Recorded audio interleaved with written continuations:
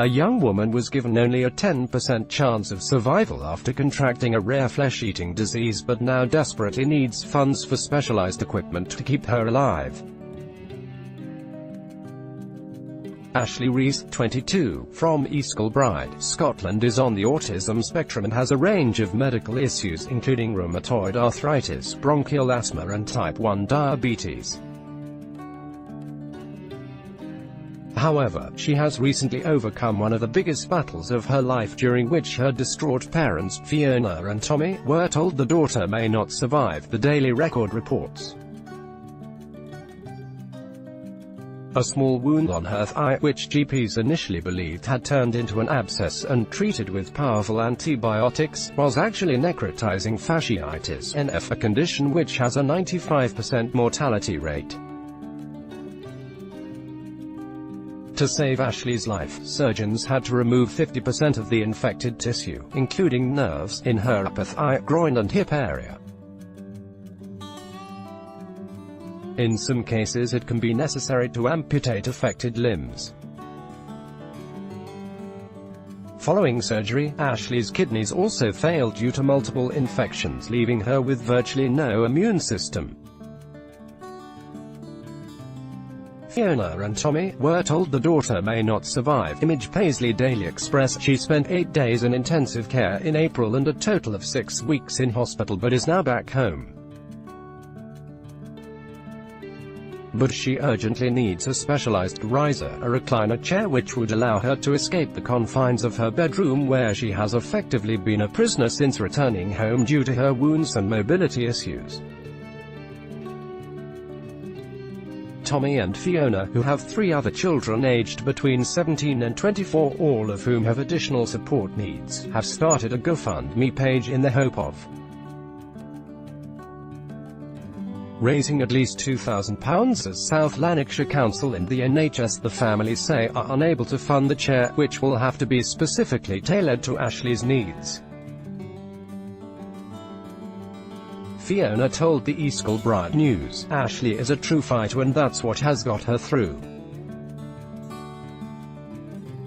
She has done everything asked of her, but she has been unable to leave her bedroom since she came home, and it's really affecting her mental health.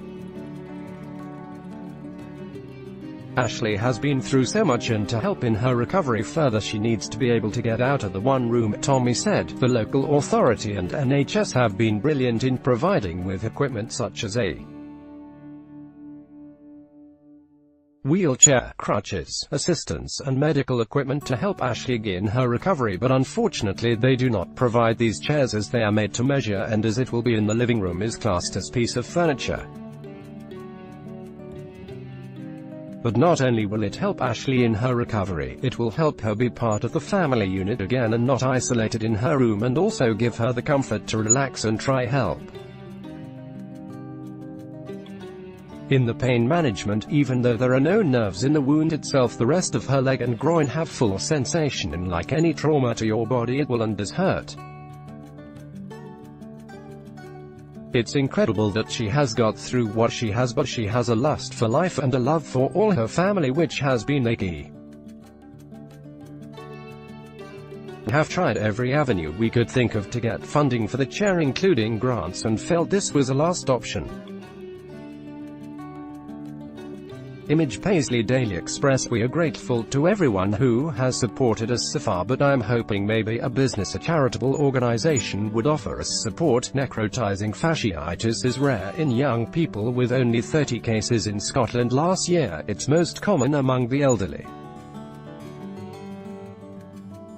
However, Mum Fiona said it was clear there was something seriously wrong when her daughter was rushed to hospital. She said, "We had been back and forward to out of hours, and our GPs, who were absolutely fantastic, and were given antibiotics as everyone thought we were dealing with an abscess." In fairness, when it comes to NF, most GPs simply don't know how to diagnose it.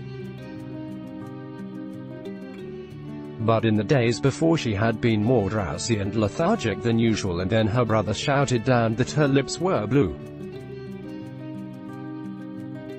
I called an ambulance, but we could have easily lost her as paramedics had great difficulty getting her out the house due to various issues. Her weight had ballooned, partly down to the undiagnosed kidney problems which were identified later in hospital. Fiona added, I was hysterical, and when Tommy and I were taken aside by the medics at the hospital and told our daughter was critically ill with this flesh-eating disease and how high the mortality rate is, it was our worst nightmare. I honestly don't know how we got through, and I was just numb.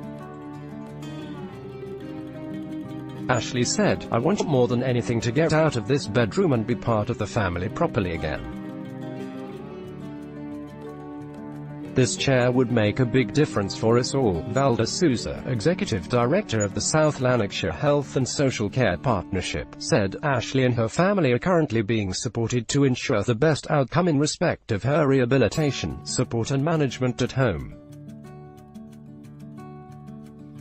We have previously provided equipment for Ashley and will continue to work with the family to ensure her needs continue to be met. To donate to Ashley's fund, click here.